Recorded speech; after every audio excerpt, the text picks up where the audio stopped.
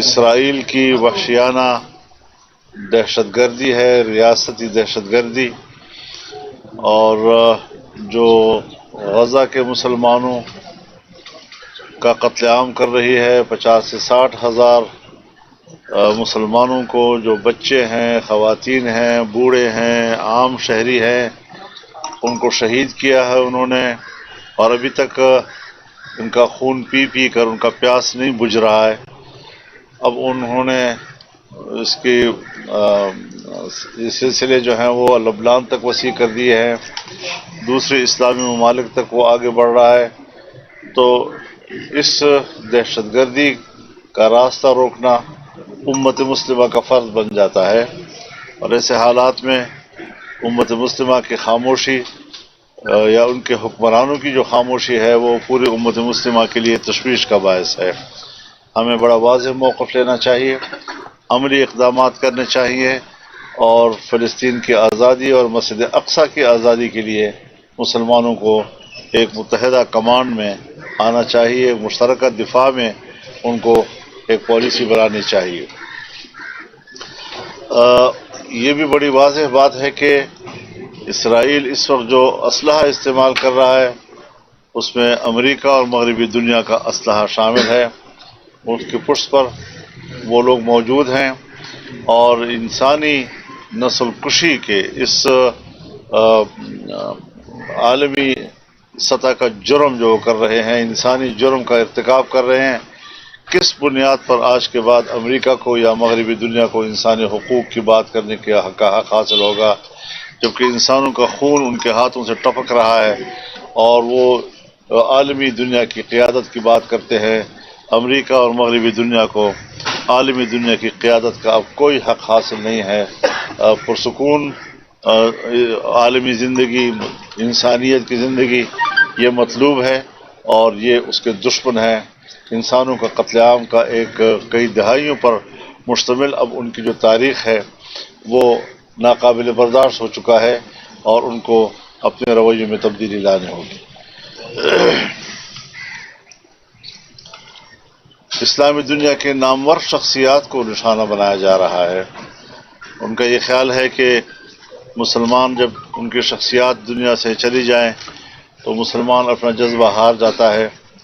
مسلمان اور اسلام اس کی بقا کا دار و مدار ان کے عقیدے پر ہے، ان کی توحید پر ہے، ان کے اسلام پر ہے، اور اسلام کی بقا کے لیے وہ ہتھیار نہیں ڈالتے، وہ آگے بڑھتے ہیں اور اپنی جدوجہد کو جاری رکھتے ہیں۔ شخصیات آتی ہے جاتی ہے، اس نے ایک دن تو دنیا سے جانا ہی ہے، لیکن عقیدہ جو ہے وہ دائمی ہے، وہ برقرار رہتا ہے، اور آج بھی مسلمان اگر زندہ ہے تو توحید پر مر مٹنے کے جذبے کے ساتھ زندہ ہے۔ اس وقت پاکستان میں شنگھائی تعاون کانفرنس کی تنظیم کا اجلاس ہو رہا ہے۔ ہم دنیا بھر سے اس تنظیم سے وابستہ ممالک کے سربراہان اور ان کے جو مندوبین ہیں ان کو پاکستان میں خوش آمدید کہتے ہیں۔ ہر چند کے پاکستانی معیشت اس حد تک زمین بوس ہو چکی ہے کہ اس حکومت سے کہ جو ہماری نظر میں عوام کی حقیقی نمائندہ بھی نہیں ہے، اس سے کوئی زیادہ استفادہ کرنے یا اس کانفرنس کو پاکستانی معیشت کے لیے ثمراور بنانے کے لیے ان کے پاس صلاحیت موجود نہیں ہے۔ تاہم یہ کانفرنس اگر یہاں ہو رہی ہے تو ہم مہمانوں کو خوش آمدید کہتے ہیں اور امید زیادہ وابستہ کرتے ہیں کہ شاید پاکستان کے مستقبل کے لیے بھی بہتری کی کوئی نوید دے سکے۔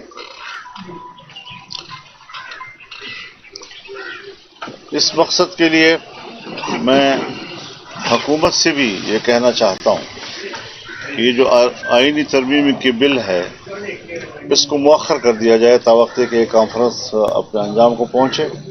اس دوران میں داخلی جو تنازعات ہیں اور سیاسی اختلافات ہیں اس کو ہمیں یکجہتی میں تبدیل کر دینا چاہیے، اور کسی قسم کے تنازع سے ہمیں بالا تر ہو جانا چاہیے۔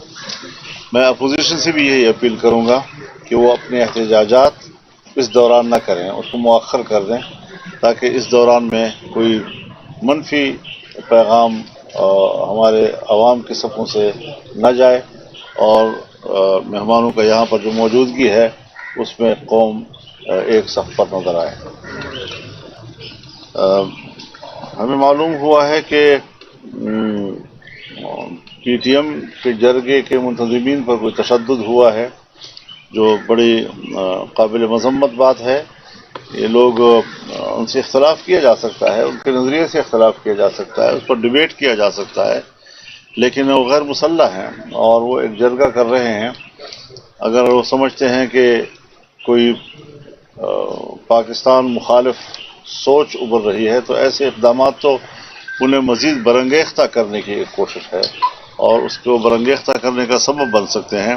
تو حکومت کو بھی ذمہ دارانہ رویے اپنانے چاہیے اور اس قسم کے اقدامات سے شاید پاکستان کو کوئی فائدہ نہیں ہوگا۔ ہمیں یکجہتی کی طرف جانا چاہیے اور حب الوطنی کے لیے ہمیں ماحول بنانا چاہیے تاکہ لوگ پاکستان کے ساتھ محبت کریں، اور یہاں پر جو لوگ اس وقت احتجاج پر ہیں ان کو بھی ہمیں مین سٹریم لائن پہ لانے کی کوشش کرنی چاہیے تاکہ پاکستان کو ہم متحد کر سکیں اور پاکستان کو ایک مضبوط ملک بنا سکیں۔ جہاں تک اس آئینی ترمیم کا مسئلہ ہے، مجھے حیرت ہے اس بات پر کہ انہیں اس بات میں عجلت کس چیز کی، اور اس میں کوئی ایمرجنسی مجھے نظر نہیں آ رہی۔ ایک زمانے میں ہمیں کہا گیا کہ اتوار کے دن ہی کرنا ہے ورنہ سوموار آئے گا تو آسمان زمین پہ گر آئے گا۔ آسمان تو نہیں گرا، ایک ستارہ بھی نہیں گرا۔ تو اس طریقے سے لوگوں پہ ایمرجنسی مسلط کر کے کہ انوا جس طرح بھی وہ چاہیں ہم بل کی منظوری دے دیں، میرے خیال میں یہ بل اپنی تفصیلات کے ساتھ، اصول کے ساتھ نہیں، تفصیلات کے ساتھ اس قابل نہیں ہے کہ اس کو پاس کیا جائے، اس کو سپورٹ کیا جائے، اور ہم کسی بھی قیمت پر حکومت کے ساتھ پلس ہونے کے لیے آمادہ نہیں ہیں۔ اور حکومت عجیب ہے، یعنی آپ خود اندازہ لگائیں، اسلامی نظریاتی کونسل 1973 میں بنی اور آئین میں لکھا ہوا ہے کہ 7 سال کے اندر اس نے ان کی سفارشات پر قانون سازی کر دی۔ آج 2024 ہے، ایک سفارش پر بھی کوئی قانون سازی نہیں ہوئی۔ اسلامی جمہوریہ پاکستان میں اسلامی قانون سازی کے لیے کوئی جلدی نہیں ہے، لیکن ان کے معروضی مفادات، فوری مفادات، سیاسی مفادات، اس پہ اتنی جلدی ہوتی ہے کہ راتوں رات آئین میں ترمیم کی جائے۔ آپ کو یاد ہے 18ویں ترمیم کے لیے ہم 9 مہینے بیٹھے رہے ہیں، 9 مہینے بیٹھ کر ہم نے مشکل سے ایک ترمیم تیار کی ہے۔ آج 24 گھنٹے کے اندر اندر ایک ترمیم کے لیے ہمیں کہا جا رہا ہے کہ آپ اس کو پاس کریں۔ کس طرح یہ ہو سکتا ہے؟ کیسے یہ ممکن ہے؟ تو یہ چیزیں جو ہیں ہمیں واضح کرنی چاہیے کہ یہ جلد بازی ہمیں قبول نہیں ہے، اور ملک آج جن حالات سے گزر رہا ہے، خاص طور پر خیبر پختونخوا اور بلوچستان کی جو صورتحال ہے جہاں حکومت رٹ ختم ہو گئی ہے، اس رٹ کو برقرار رکھنے کے لیے قوانین بھی موجود ہیں، اختیارات بھی موجود ہیں، کوئی نئی قانون سازی یا آئین سازی کی ضرورت بھی نہیں ہے۔ یہاں پر ملٹری کورٹس کی باتیں بھی ہو رہی ہیں، یہاں پر عدلیہ میں اصلاحات کے نام پر ہماری تجویز ہے، ہم چاہتے ہیں کہ عدلیہ میں اصلاحات ہوں۔ ابھی آج بھی ایک فیصلہ آیا ہے 63A کے حوالے سے، 63A کے حوالے سے فیصلہ اگر آیا ہے، عدالت کا فیصلہ ہے، ہم قبول کرتے ہیں، لیکن بات بنیادی یہ ہے کہ اس میں کوئی میچ فکسنگ نہیں ہونی چاہیے اور یہ کوئی سیل پرچیز کا ذریعہ نہیں بننا چاہیے۔ اس کو یہ چیزیں، یہ پہلو اپنی جگہ پر ہونا چاہیے کہ ہمیں عدالت کا احترام بھی ہے، ان کے فیصلے ہیں، لیکن ہمارے ملک کی جو روایات ہیں ان کو بھی مد نظر رکھ کر ہمیں سوچنا ہوگا کہ اس کا غلط فائدہ بھی اٹھایا جاتا ہے، اور حکومتیں اس کا پہلے بھی غلط فائدہ اٹھاتی رہی ہیں۔ ہمارے دینی مدارس کے حوالے سے آج تک ان کے رجسٹریشن بند ہے، بند حکومت کی طرف سے ہے، پھر پروپیگنڈا کیا جاتا ہے کہ بغیر رجسٹریشن کے مدارس چل رہے ہیں، ان کے اکاؤنٹس بند ہیں، پھر کہتے ہیں ان کے آمدن کا پتہ نہیں چل رہا ہے کہاں سے اس کو پیسے آ رہے ہیں۔ یہ ساری چیزیں حکومت کی طرف سے ہیں، اور اس پر کوئی ایمرجنسی ان کے لیے نہیں ہے ملک میں. ایک کیوں اس میں باہر کی دنیا سے، مغرب کی دنیا سے ان کو شاباش ملتی ہے. جس مسئلے پر ان کو مغرب کی طرف سے شاباش ملتی ہو ان کی کوئی ضرورت نہیں ہے، لیکن جہاں سے وہ سمجھتے ہوں کہ ہم نے اپنے مفادات کے لیے ترمیم کرنی ہے تو فوراً ترمیم بھی لے آتے ہیں اور قانون سازی کی ضرورت بھی پڑ جاتی ہے. میں سمجھتا ہوں کہ جو ملک میں ابھی تک پینڈنگ مسائل ہیں اور اس کے لیے قانون سازیاں روکی گئی ہیں، کیوں روکی گئی ہیں؟ اچھی بڑی معاملات پہ اتفاق رائے ہونے کے باوجود مدارس کے معاملات کو طے نہیں کیا گیا. تو یہ ساری چیزیں اہم ہیں اور پاکستان میں اس کو پرائرٹی ملنی چاہیے. اگر اس کو پرائرٹی نہیں ملے گی، ہمارے نزدیک جو حکومت کی طرف سے تجاویز آ رہی ہیں کوئی ہمارے نزدیک کی پرائرٹی نہیں ہے. ہم اس کو کوئی اہمیت نہیں دیں گے. جس کو ہم اہمیت دینا چاہتے ہیں ان کو لائیں بات، ہماری بھی بات سنی جائے نا. اگر ہم اتنے اہم ہیں اور ہمارا ووٹ اتنا ضروری ہے تو پھر ہمارے مقاصد کے لیے ضروری کیوں نہیں ہے، تمہارے مقاصد کے لیے کیوں ضروری ہے؟ یہ ہماری گزارشات ہیں اور اس حوالے سے میں ایک بار پھر آپ کو مولانا صاحب یہ بتائیے گا کہ ابھی عدالت کے لیے میچ فکسنگ نہیں ہونی چاہیے، تو کیا یہ جو فیصلہ آیا ہے پھر اس کو آپ میچ فکسنگ سمجھتے ہیں؟ نہیں، میں سمجھتا نہیں ہوں، ہونا نہیں چاہیے. مولانا صاحب یہ بتائیے گا کہ جیسے ہونا نہیں چاہیے. ابھی نہیں ہے. میں نہیں کہہ رہا کہ ہے، لیکن میں کہتا ہوں نہیں ہونا چاہیے. مولانا صاحب یہ بھی ایک عدالت کا فیصلہ ہے جیسے آپ نے بات کی، اور دوسرا حکومت نے فوری طور پہ یہ وہاں سے پتہ چلا ہے کہ فوری طور پر مشترکہ اجلاس جو ہے وہ بلایا جانے کی جو ہے وہ امکانات ہیں اور جلد بلایا جائے گا. اگر ان دنوں میں اگلے آنے والے 2-3 دنوں میں اجلاس بلایا جاتا ہے اور آئینی ترمیم کا کوئی مسودہ پیش کیا جاتا ہے، اس صورت میں جے یو آئی کا اور دوسری اپوزیشن کا کیا کٹ ہوگا؟ کس طرح سے آپ جائیں گے؟ کیا آپ اس کا بائیکاٹ کریں گے یا وہاں پہ احتجاج کریں گے؟ اس حوالے سے کوئی حکمت عملی؟ دیکھیے، ابھی تک نہ ہمیں مشترکہ اجلاس بلانے کی خبر ہے اور نہ اس حوالے سے ہم نے بھی کوئی حکمت عملی بنائی ہے. ظاہر ہے ہمارا ایک موقف ہے، جو بھی حکمت عملی ہوگی ہمارے موقف کے تابع ہوگی. حکومت کی طرف جے یو آئی کے علاوہ حکومت کے پاس جو نمبر کے وہ پوری ہے، کیا آپ سے کے ساتھ جو ملاقاتیں ہیں اس سے یہ بات ظاہر ہوئی ہے کہ اس طرح کی بات ہے، اور اگر نمبر گیم پوری ہے تو آپ کے ساتھ ملاقاتوں کے حوالے سے ابھی ہمیں ایسی کوئی اطلاع نہیں ہے جس کا حوالے سے آپ بات کر رہے ہیں. مولانا صاحب، آپ نے فلسطین کی بات کی اور امت مسلمہ کی بات کی، تو یہ رول جو ہے وہ سعودی عرب ادا کر سکتا ہے، لیکن سعودی عرب ابھی تک کچھ بھی نہیں کر رہا. تو آپ کا کیا سٹانس ہے؟ سعودی عرب کو کیا کرنا چاہیے؟ آپ مطمئن ہیں؟ میرے خیال میں سعودی عرب کو قیادت کرنی چاہیے امت مسلمہ کی، ان کا ایک مقام ہے. اور پاکستان، انڈونیشیا، ملائیشیا، مصر، ترکی، ان کا ایک گروپ ہونا چاہیے جو فلسطین کے مسئلے پر یہ اپنا قائدانہ کردار ادا کرے اور امت مسلمہ کو ایک پلیٹ فارم پر لائے. پہلی بات یہ کہ آپ کی جو میڈیا ٹیم ہے وہ ہمارے ساتھ کوئی تعاون نہیں کرتا ہے. آپ کے 4-5 جو چھوٹے بڑے ترجمان ہیں اس کی جانب سے کوئی رسپانس نہیں آتا. باقی سیاسی جماعت سے تعاون کرتی ہے، آپ پارٹی کے میڈیا ٹیم ہے وہ بالکل تعاون نہیں. آپ کیسے تعاون چاہتے ہیں؟ ان کی مرضی کے سوال کا جواب. چیزیں پوچھتے ہیں، وہ کوئی کال نہیں اٹھاتے، کوئی جواب نہیں دیتے. میسج سے جواب سوال یہ آپ سے سوال ہے.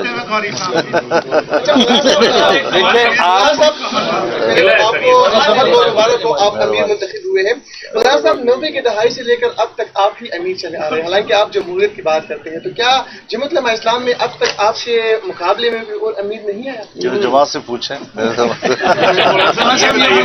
مولانا صاحب یہ فرمائیے گا کہ آپ نے تو اس پارلیمنٹ کو مسترد کر دیا اور آپ نے کہا کہ اس پارلیمنٹ کو کوئی حق حاصل نہیں ہے کوئی آئینی ترمیم کرنے کا. دوسری جانب یہ بھی خبریں ہیں کہ آپ پی ٹی آئی کے ساتھ مل کر کوئی ترمیم کا مسودہ بنا رہے ہیں، تو یہ مطلب ہے کوئی اس میں کیا ہے کہ آپ اگر میں نے اپنی سوچ آپ کو بتا دی ہے، یہ ہماری سوچ ہے.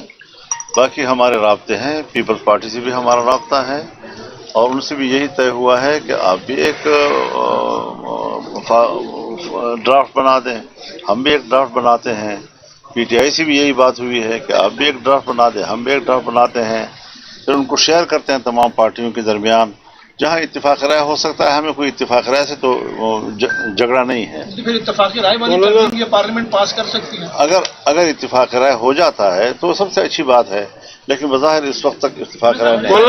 مولانا آپ نے فرمایا، مولانا آپ فرما رہے ہیں کہ منڈیاں نہیں لگنی چاہیے، خرید و فروخت نہیں ہونی چاہیے، یہ بڑی اچھی بات ہے.